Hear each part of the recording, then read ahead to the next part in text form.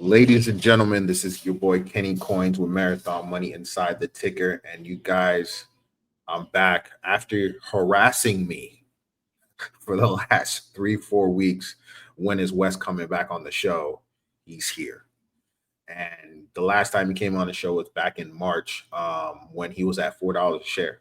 And now he is at, his company's at $35.96 with a tremendous 500% gain in the last 6 months.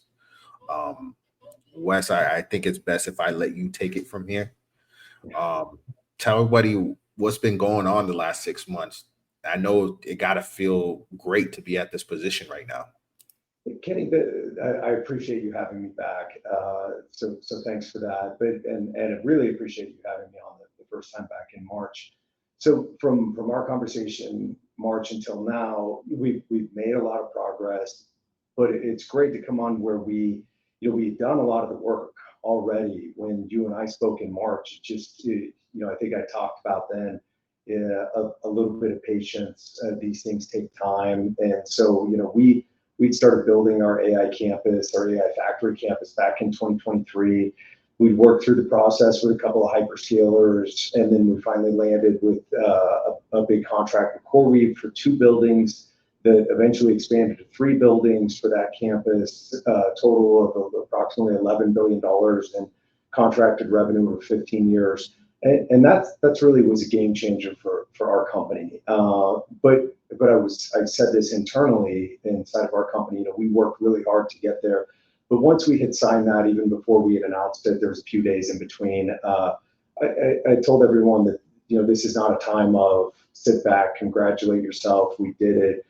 This was a time to really press. It was going to give a lot of momentum to our company and our business, and we have a great team in place. And so while we were doing all of that everyone has seen, we're also working on other campuses because we think this market was, significantly larger. So that means more power, more building. And from when you and I last spoke until now, so not only did we sign that contract, but we've spent a lot of time on how we scale construction, how we scale operations, because we started out building a single 100 megawatt building that will turn on 10 days from now. The first one, it's the 14th. I don't know when you publish this, but this is scheduled to go live the 24th, and then be that building fully live by the end of the year. But then we have a second building right behind that'll start to go on in the first half of calendar 26, and then a third building at that campus that goes online in the early part of 27. But we've since announced another campus in Harwood, North Dakota, that will start to go online mid-26 and fully online by mid-27. And we have 700 megawatts of critical IT load under construction and at the same time. But we need to go bigger, and we're negotiating for that campus. We've said we're in advanced negotiations with an investment grade hyperscaler, and so when you think investment grade hyperscaler, I always clarify this is 5 companies that are really investment grade hyperscalers that we go after, and that's Microsoft, Amazon, Google, Meta, Oracle, right? So those are the investment grade hyperscalers that we're working with. We work with CoreWeave. I think there's more to do there. That's been a great partnership to start. And then there's other companies that are coming in that we look at as well.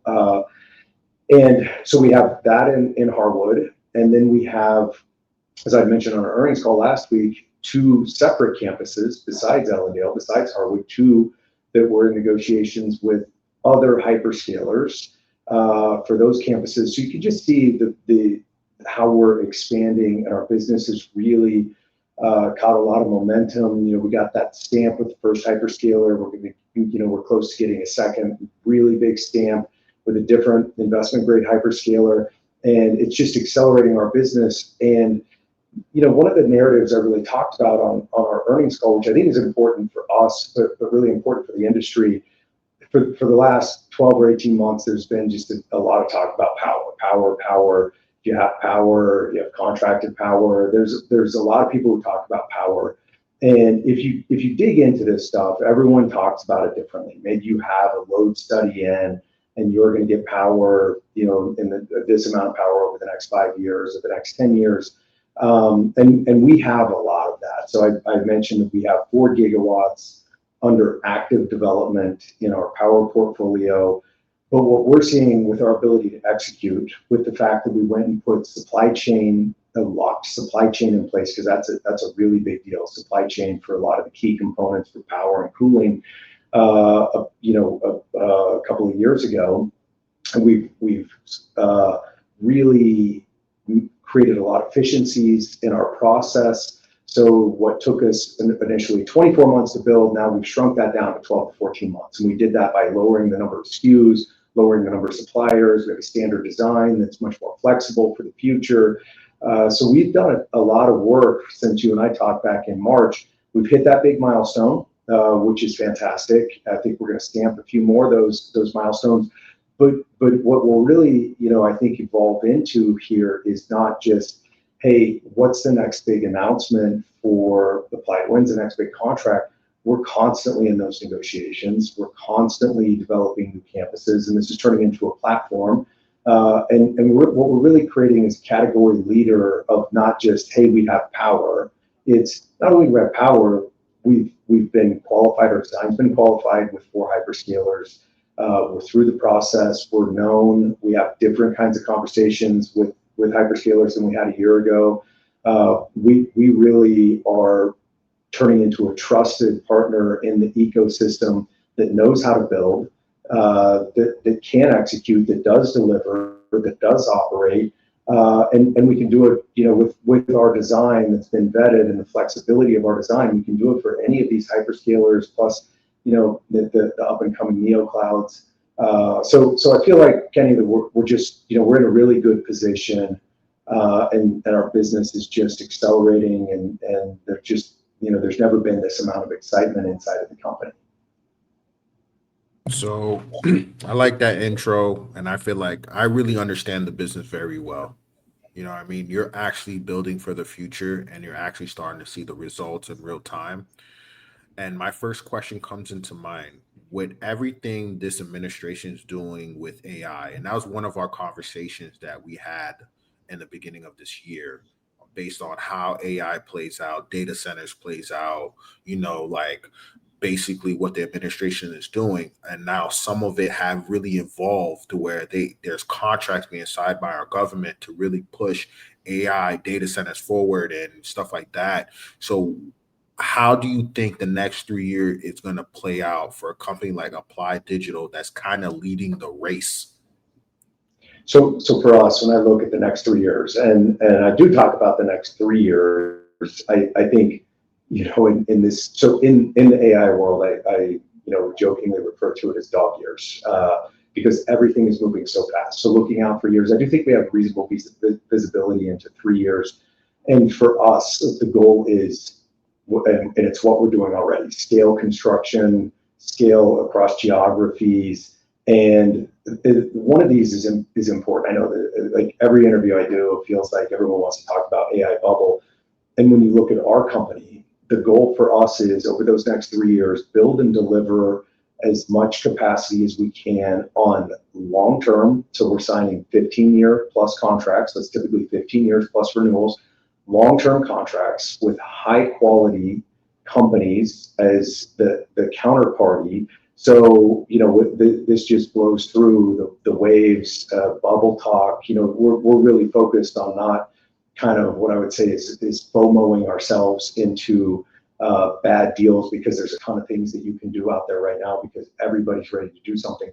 We're very focused on high quality counterparties, long-term contracts, and over those 3 years, building and delivering as much AI infrastructure capacity as we can possibly do in the US, and really being an integral player in the United States, winning in the AI race, our customers winning, and lowering costs and making things more efficient. We do a lot of work around design to create efficiency, because the generally in tech, if you look back in history, there's a cost curve in tech, and as tech gets adopted and get more widespread and bigger scale, costs come down. We want to be a leader in driving costs down for our customers, for AI functionality and AI applications to be much, much more widespread and more economical.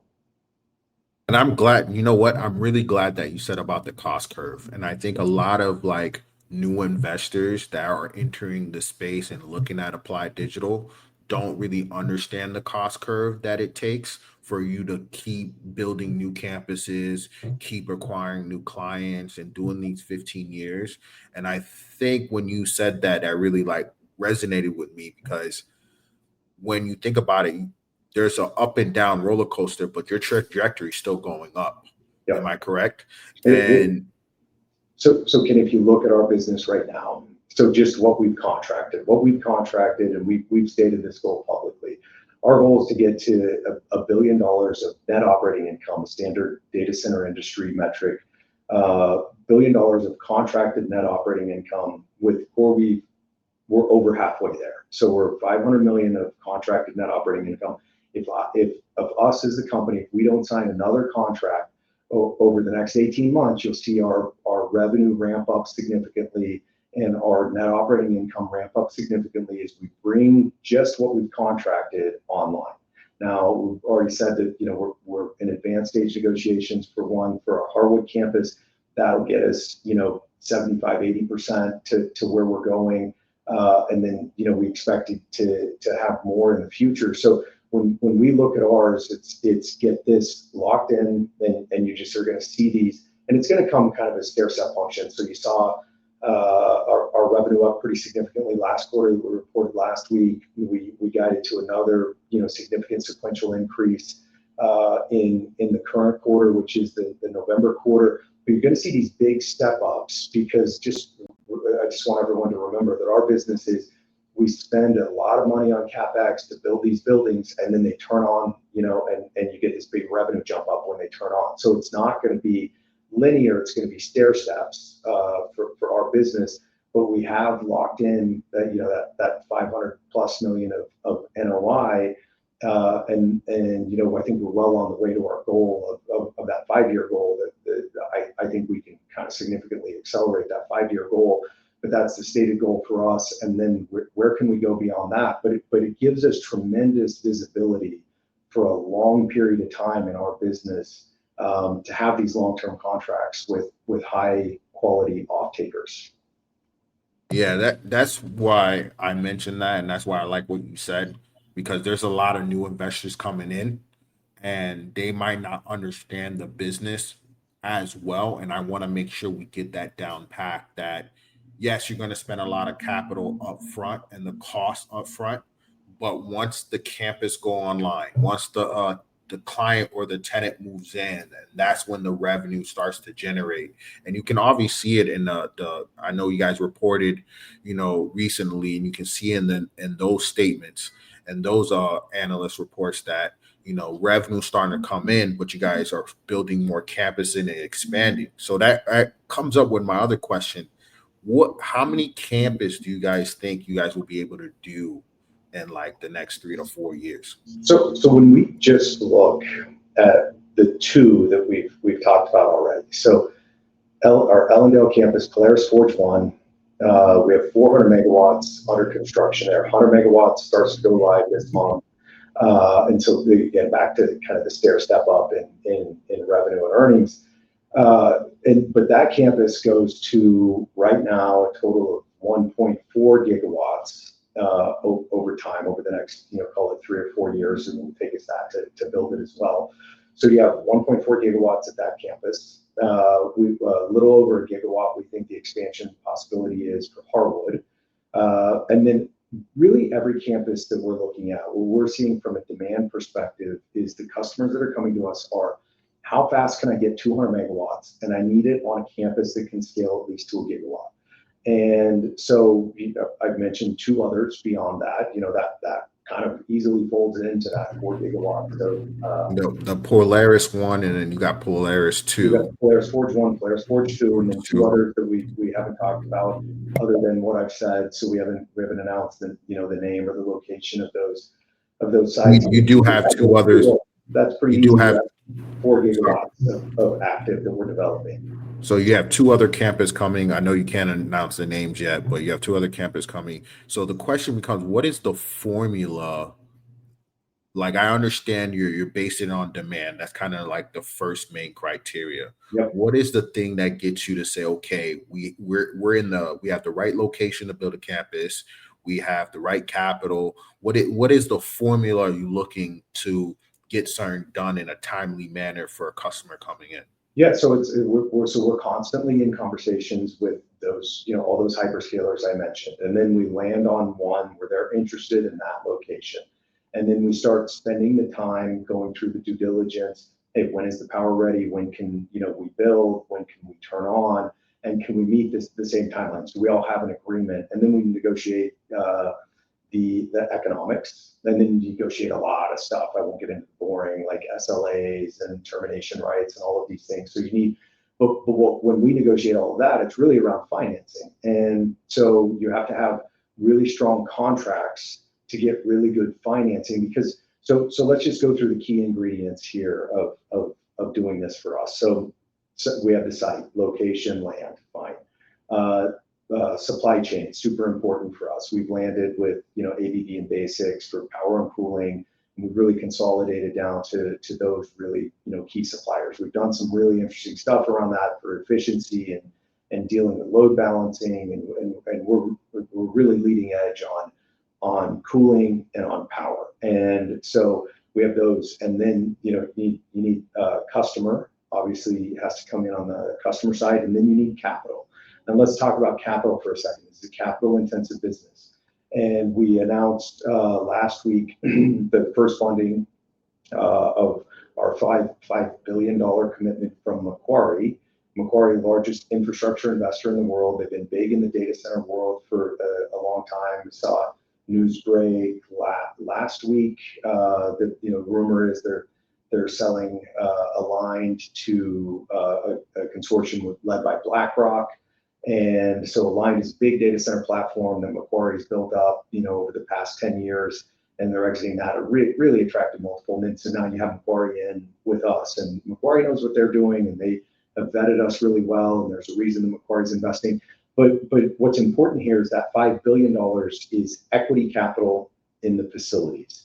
Equity capital. The equity capital, depending on the customer, needs to be about 20 to 30% of the capital that goes into a campus. The remainder you do just like you would do your house. You do a mortgage, or you do construction finance that then flips into a mortgage.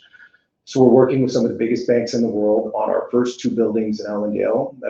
We gave a big update on that on our earnings call. You should see that fully announced in the next few weeks for that first one, and then the full capital picture comes together, where we have some of the largest capital providers in the world that have said, you know what, we like what Applied Digital's doing.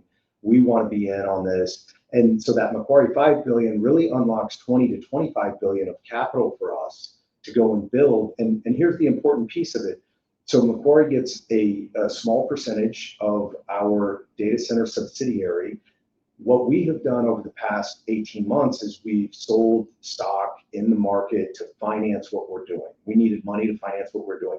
With the Macquarie agreement, this really puts the financing down at the asset level so that we can stop selling stock, stop diluting our shareholders, so that we can build these with big scale down at the asset level, and with the biggest capital sources in the world. But I think for us, that was a big milestone, because not only is it, Macquarie has experience here, the amount of diligence that we went through to get that investment from them was pretty intense. Same thing we go through with hyperscalers. We've been vetted again and again and again, debt, equity, customers, and what it's coming up with is you're going to see, I think, a platform, an industry-leading platform with a lot of growth ahead, with the key ingredients, the power, supply chain, customers, capital, right? Those are the 4 key ingredients for this.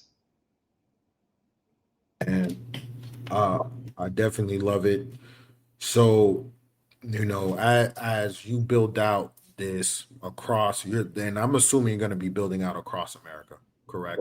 Correct. As time move on, you're going to be building across America. You're planning on more data centers. I know you have 2 that you're not disclosed yet. But as a visionary, as a leader, I know somewhere in the back of your mind, there got to be a step to go internationally. You ain't got to say yes. I know that might be, but I know as a visionary, there might be some 5-year outlook to say, okay, I'm starting to get momentum here. Yeah, so we've looked. I will say that we have looked international, but it's just 80+% is happening here. It's happening here in the U.S. and we want to be, like I said, that integral part in the United States winning the AI race. And so you see us go across different states. We absolutely have looked at opportunities international, but it's just overwhelmingly. It's booming here. It's booming here.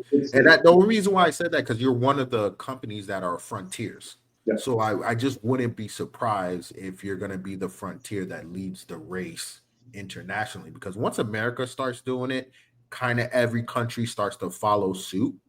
You know what I mean? Yeah. And then that leaves a lot of open doors for other countries to allow companies like yours who knows how to do it properly and knows what they need to get it done. It's just a different environment, and that's it. Yeah, it is, it's different on land and permitting and power and on those pieces. The building and operation, pretty much the same thing. Supply chain, same thing. Capital, same thing. So we have we spent some time. You shouldn't be shocked if we do some things internationally. I mean, there's a big push in the Middle East specifically. So in my opinion, right now you have 3 big areas pushing forward. There's a little bit going on in Europe, but it's not as much as it should be. We'd love to see more go on there, but China's pushing really hard, Middle East is pushing really hard, and the United States is pushing really hard. And so those are the areas, so we're focused primarily in the U.S., but we have looked at some things internationally. But those are kind of the markets I see pushing very aggressively, that have the vision of, AI is the future. We want to win, and they're creating the regulatory environment to win, and so we're operating within that regulatory environment. We're getting close to the end, so I already know some of the major catalysts coming. We already spoke about this, but for the new people coming in that doesn't know who you are, that are buying the stock, what should you tell them that they should be expecting? Why should they stick it out the long term, like the old guys like me? A whole bunch of millions of people that's been in with you for $4. What do you say about the new people who are just seeing the stock, saying like, whoa, these guys they're frontier in the race? What would you say?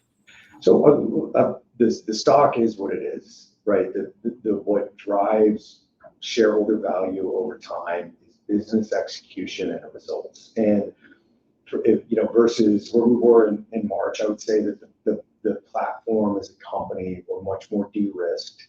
We have that large contract. Like I said, if we don't sign anything else, right, we have 500 million of plus of NOI to ramp into just with what's contracted now. But that gave us a lot of momentum. The market is really, the demand is extraordinarily high right now. We're very far down the path. Like we've said, in advanced stage negotiations with an investment grade hyperscaler for our initial capacity at Harwood. I think that gives us more momentum. Macquarie gives us more momentum, and we're inside the company, we're working really hard to capitalize on that momentum. But the company is becoming much more stable over time. But the way, Kenny, I would hope people would think about this is that there's, I think there's some really exciting announcements in the future, and that's great. But we're kind of moving to a place where, it's you got to move from a company of like, hey, you made announcements to you start printing these results. And as we go the next few quarters, like you're going to see building 1 come online, building 2 come online. You're going to see these stair step up in the financial results, because eventually, company value is driven by revenue and earnings and cash flow and execution, and we're hitting that stage. And people should think about us as that. It's great, yeah. We'll sign, hopefully we'll sign another big contract, but we're going to continue to do that. We're constantly in those negotiations. We are seeing, because of what we've created from a power perspective, which again, going back to everyone talks about power, we're seeing people show us power sites, because for the last 2 years, people have ran around and tried to contract power and land. but then they don't know what to do with it. And so now we're seeing a flood of power sites come our way, and we're going to take the pick of those power sites and we're going to go develop those. So I've de-emphasized the power aspect because, not exaggerating, over the last couple of weeks, we've seen over 50 different new power sites that people have brought to us. We see them on a daily basis. Most of those are not worth pursuing, but some of them are. But we're seeing just an influx of power where I think we're even going to see some distressed power sites where people put applications in for power. Now they have to put real money up because their queue in line came up. They don't have the money to put up. They come to someone like us who knows how to execute, who knows how to go get a customer, who has the capital behind them to go and build that. So we're seeing all of those opportunities on top of the momentum we're seeing on the customer side and on the construction side in our business. So it's a really nice place where all of these things are coming together, and we're building a platform. And you're seeing these platforms, like for me, when I started, I'm looking at the platform players in the space, and 3 of them are, well, it looks like 3 will transact, so far this year, 1 of them very large, and the transactions in the private market are going off at 4% cap rates. So that's 25 times that NOI. And so, the stock does what it does to it on a daily basis. But me, and at the company, we're laser focused on building those long-term contracts, building that cash flow. And then we know what this platform is worth. Even if it fluctuates in the public market, we know what it's worth in the private market. We see those transactions. Yeah, that's I wanted you to say all those things because a lot of new investors, they want the stock to move like crazy, but like you said in the past, everything takes time. It's about patience, and then eventually your results will end up showing on the stock market. And then for the new guys coming in, this has unbelievable amount of room.